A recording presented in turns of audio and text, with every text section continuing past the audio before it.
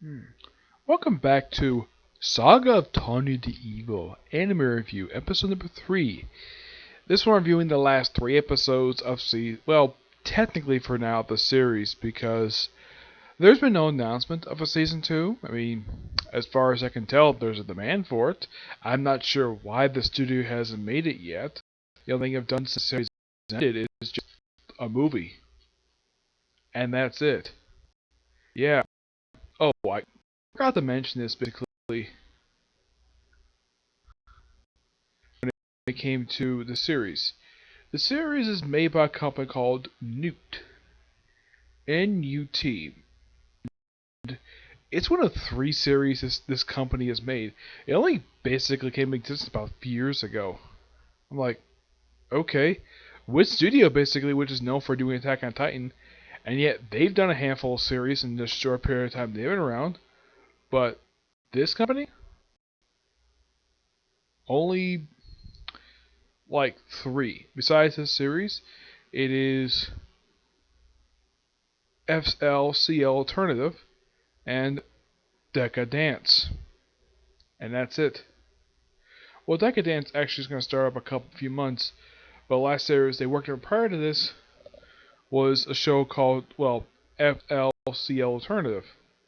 hmm Which could produce with Production IG. Yeah, it's something though that they've only done officially just 2 series and a movie. I'm like, really? That's all the company has done? And it's something though they haven't done their series this one. Now, for these last 3 episodes, they cover most of Book 3. They cover pretty much the first 4 chapters of the book. Yes, they don't cover the last 2 chapters for some reason, which featured appearance by Ron. Yes, those who know who this guy is, if you ever seen the movie Patton, he was basically Patton, who was played by the awesome George C. Scott, who this guy was basically his arch nemesis during World War II. Rommel was considered to be one of the most brilliant German generals in World War II before he died. Yeah, from what I remember reading about it, I think he committed suicide.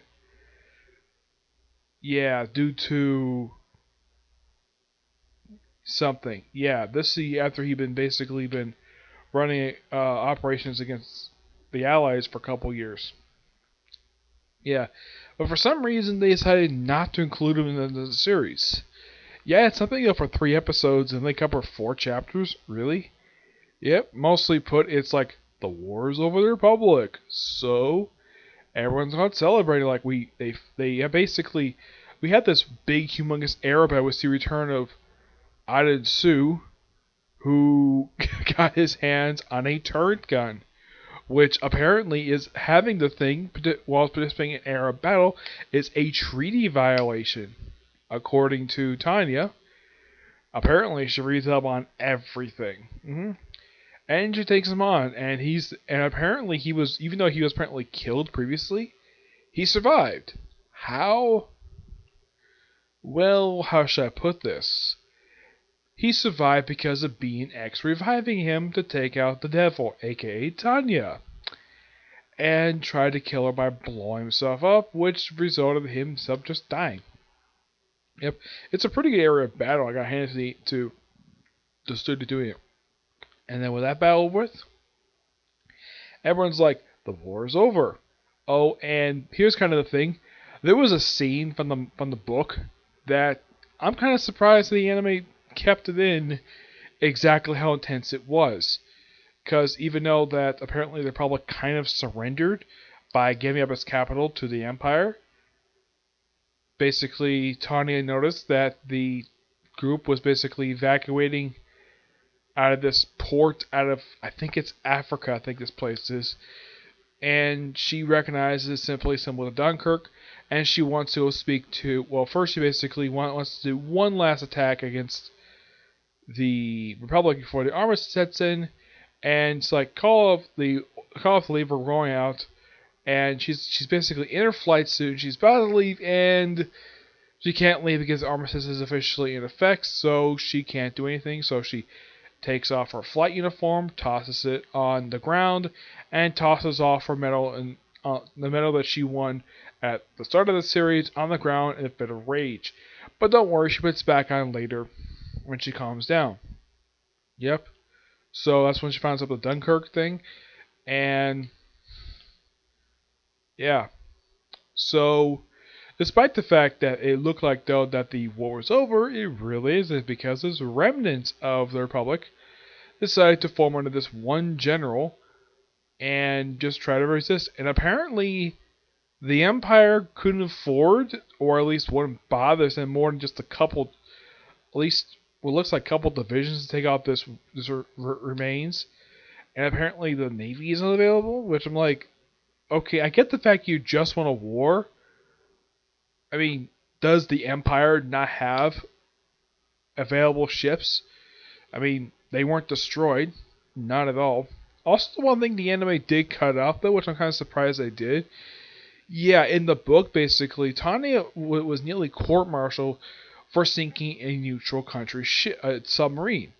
For some reason, they cut that out of the anime. I'm not really sure why, but they did. They cut it out. Yeah, I'm kind of surprised. They keep most everything in the first two books, and in the case third book, they didn't bother to finish adapting the book at all, which is kind of strange. I've read the book. The book is really good, and it's, in case you wonder how long the book is for book 3, it's about 280 pages, which is shorter than the last two books, which basically when I read it, it was the average length you would see for a light novel. Like the last two, you would see it was like for like American style, like I've read like a Star Trek novel. I think it was Losing the Peace, which was from the Next Generation line of books, where it was over 400 pages long. Book 2 was close to 400 pages. That book was well over. This one was just almost 300 pages long, this book. Even though, yes, I did read it, it is something, though, they only adapted the first 4 chapters.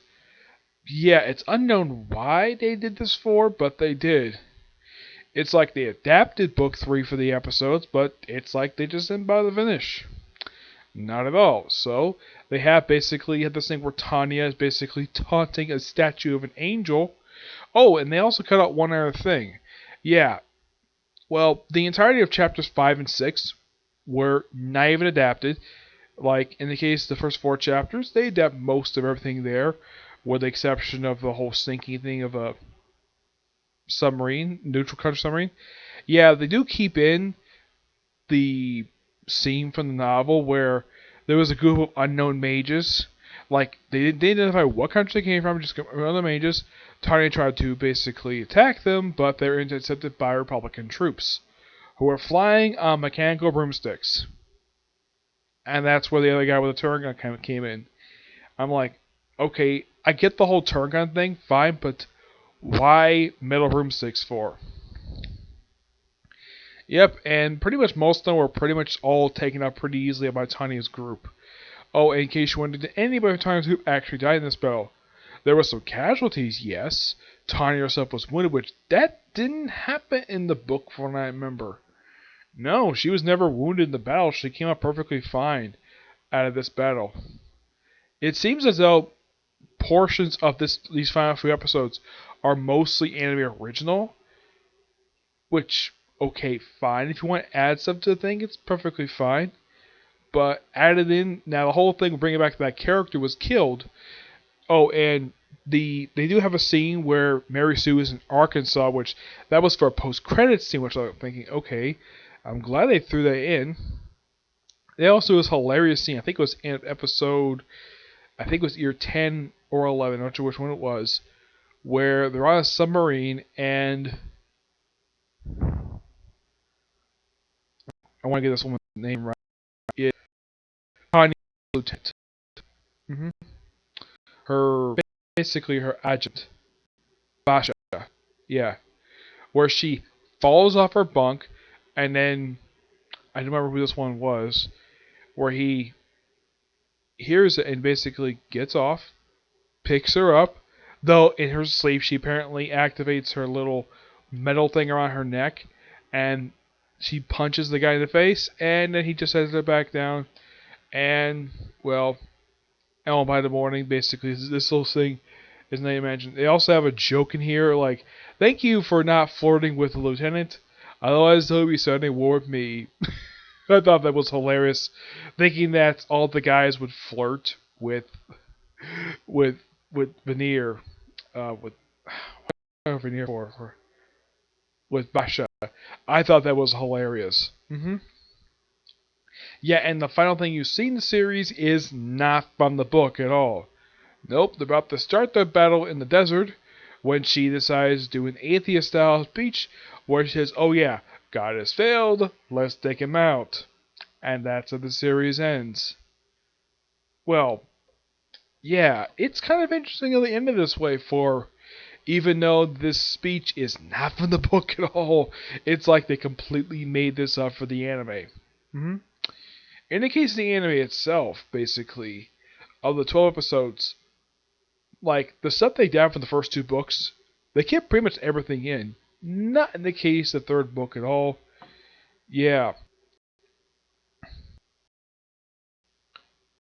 mean, as far as I can tell, in the case of the... Let's see.